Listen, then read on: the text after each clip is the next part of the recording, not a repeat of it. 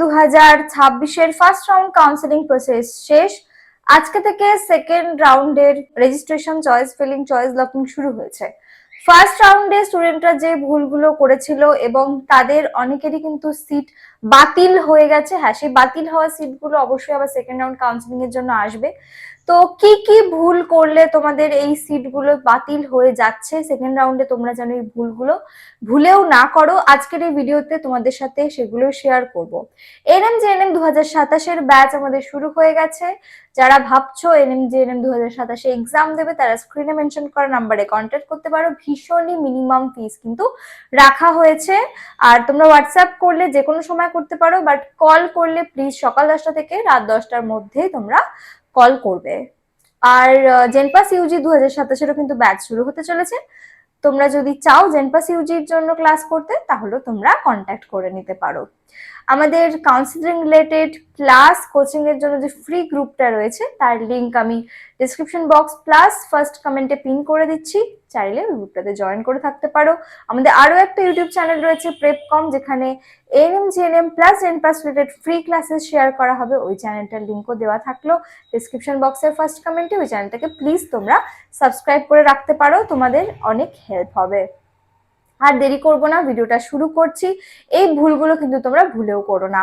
ফার্স্টেই যে ভুলটা সেটা হচ্ছে যে ডমিসাইল সার্টিফিকেটে তোমাদের পার্টিকুলারলি কিছু জনের কাছ থেকে তোমরা করতে পারবে, আর কাদের কাছ থেকে করতে পারবে না সেটাও বলা রয়েছে প্রোফার্মা A1টা। আর A2টা তো তোমরা অবশ্যই স্কুলের হেড স্যারকে দিয়ে করাবে, হেডমাস্টারকে দিয়ে। তো তোমরা ডমিসাইল মানে A1 যেটা, সেটা যাদের অথরিটির বাইরে যারা করছো তাদের কিন্তু হচ্ছে না, ক্যান্সেল হয়ে যাচ্ছে।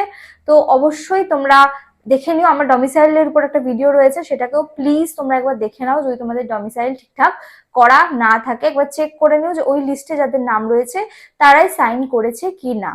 ডমিসাইলের পরে আসি মেডিকেল সার্টিফিকেটে। আমি দেখো তোমাদের সাথে একটা স্ক্রিনশট শেয়ার করে রাখছি। সার্টিফিকেট তো সাবমিট করেছে যেটা প্রোফর্মা সেই ওয়াইজ, কিন্তু রিপোর্টস গুলো না দিতে পারার জন্য কিন্তু আপগ্রেডেশন ফর্মও জমা নেয়নি। তো মেডিকেল সার্টিফিকেট করার সময় রিপোর্টস গুলো যেন তোমাদের সমস্তটা করা থাকে। স্টুডেন্টেরই এটা ফিডব্যাক, তো তোমাদের কারণ না হয় ও যে ভুলটা করেছে সেই ভুলটা যেন তোমরা না করো। ধরো অরফ্যান থেকে অ্যাপ্লাই করেছে, সিডি থেকে অ্যাপ্লাই করেছে, যদি সার্টিফিকেট না শো করতে পারো সেক্ষেত্রে কিন্তু সিট ক্যান্সেল হয়ে যাবে। ওবিসি এনসিএল তোমাদের ডেফিনেটলি শো করতে হবে, নাহলে ওবিসি সিট কিন্তু ক্যান্সেল হয়ে যাচ্ছে। কাস্ট সার্টিফিকেট প্রপার তোমাদেরকে শো করতে হবে।